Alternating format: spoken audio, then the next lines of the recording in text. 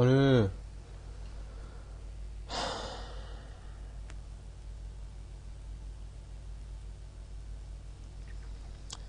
Non.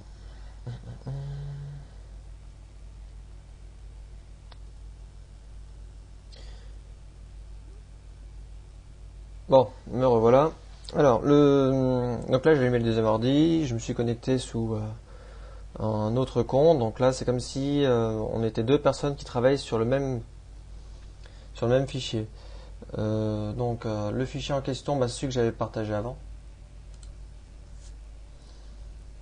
C'est celui-là. Et de l'autre côté, je vais aussi dessus. Voilà, donc ici, moi je suis ici rose, et de l'autre côté. Donc, ouais, bon, c'est un peu idiot. Vu que j'ai mis les deux mêmes noms, ça c'est mon autre. Donc là, je suis concrètement. Donc, il me dit que quelqu'un d'autre a ouvert le fichier. Donc voilà, vous pouvez être. En fait, vous allez voir que concrètement, si sur. Allez. Donc là, je vais écrire dans le. Voilà. Vous allez voir là, ici j'écris, exemple, bon, peut-être écrire entre. Et sur mon autre ordi, il me montre que le vert a écrit, le vert étant celui qui est connecté là. Et en même temps, il vous montre que mon autre, donc celui sous. Ici, je suis sous Rocketmail. Et sur mon autre, je suis sous Gmail. Voilà. Donc, Rocketmail, il est en vert, alors que Gmail, il est en rouge. Voilà. Et ici, il me dit que quelqu'un est en train d'écrire là. Enfin, voilà. Le Gmail vient d'écrire ici. Enfin, l'adresse où Gmail vient d'écrire ici. Voilà. Si maintenant, de ce côté-là, je dis...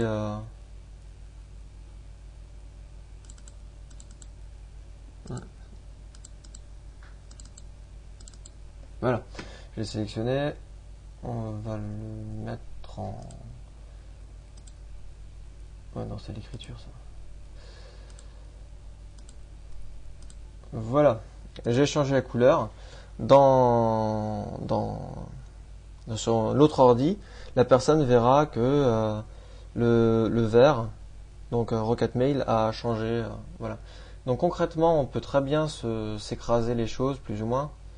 Je n'ai pas vu d'historique de modification. Enfin, peut-être qu'il existe, mais en tout cas, je l'ai pas vu. Mais par contre, c'est effectivement bien signalé. Donc bon, voilà. Donc effectivement, l'avantage, enfin la spécificité de Google Doc à ce niveau-là, c'est effectivement pour écrire dans un même fichier à plusieurs, euh, en faisant dire, en étant quand même obligé, en étant quand même obligé de faire attention à ce que les autres écrivent. Voilà. Donc ça fonctionne sous. Donc là, je suis dans un document. Et sinon, ah oui, un autre moyen aussi pour. Donc je passe à autre chose. Enfin concrètement, ici c'était importé. Et juste l'enlever un coup. Bon, pour le récupérer, ah oui, oui. Si plus tard vous avez besoin de récupérer le fichier, il est normalement récupérable, voilà, en faisant télécharger. À ce moment-là, ah oui, donc, pour comprendre ça, il faudrait que j'en sectionne plusieurs. Quand vous dites télécharger, il vous montre les différents documents qui vont être récupérés et il vous demande sous quel format vous les récupérez. Voilà.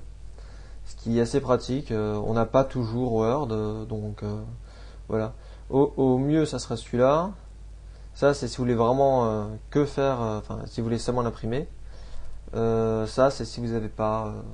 Enfin, normalement, celui-là, est ouvrable. Je pense que c'est l'ancien. Voilà. Donc, quand vous faites télécharger, en fait, il vous le met sous forme d'un zip normalement. Voilà, il va vous le proposer.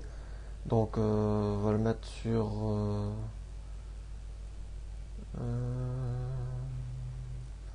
Oui, bon. Voilà, donc je vais juste. Il y a du monde, hein, forcément. Donc voilà, je l'ai récupéré. Le dossier, il est zippé. Quand vous double-cliquez dessus, là je suis encore sous XP, donc entre temps, sous les versions plus récentes, il n'y a pas de problème. Et il l'ouvre. Vous pouvez très bien prendre les fichiers, les redéplacer. Bon. Wow. Ah oui, d'accord. Donc, petite information, effectivement, à la base, j'avais mis un document 2007. Une fois passé sous sous Google Doc, c'est devenu un traitement texte Google Doc. Et quand je l'ai récupéré, là, normalement, c'est la version... voilà, c'est la version 97-2003. Ce qui est pas trop bête vu qu'elle est ouvrable par tous les traitements texte. Simplement, ça veut dire que j'imagine qu'il y aura des pertes, peut-être, à vérifier. Hein. Bah tiens, on va vérifier effectivement. Il y aura peut-être des pertes au niveau de ce qui était 2007, risque de ne pas passer. Donc, exemple. Ouais, mais non. Exemple, on va mettre un truc bien spécifique à 2007. Un diagramme qui a rien à faire, mais bon, ici. Là, faire document.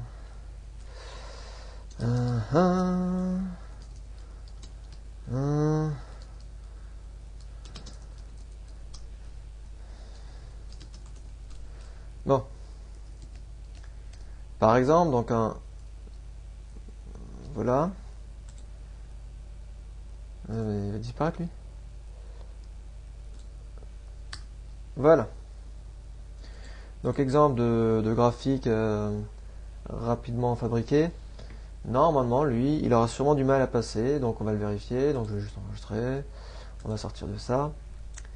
Donc concrètement, c'est lui. Hein. Alors, l'autre façon pour importer, encore plus facile que celle plus ou moins fastidieuse qui consistait à passer là, puis aller sur le fichier, c'est si maintenant vous l'avez sur le bureau ou un endroit accessible, juste enlever lui. D'ailleurs, je me demande ce qu'il va faire. En fait, on peut directement le glisser dedans. Voilà, donc là, il va le convertir, ce qui est bon.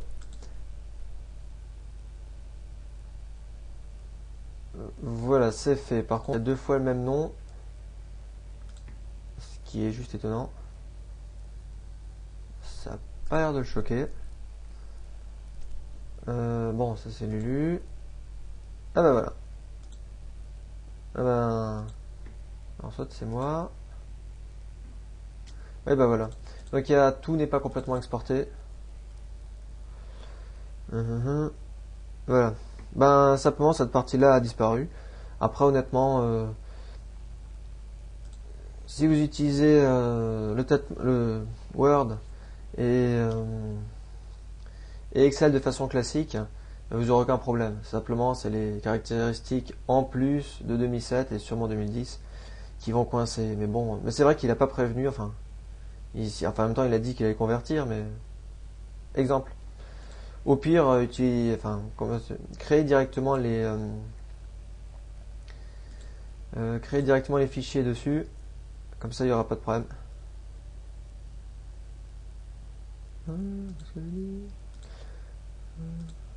Ok. Voilà. Si je rajoute des lignes. Ouais, mais non.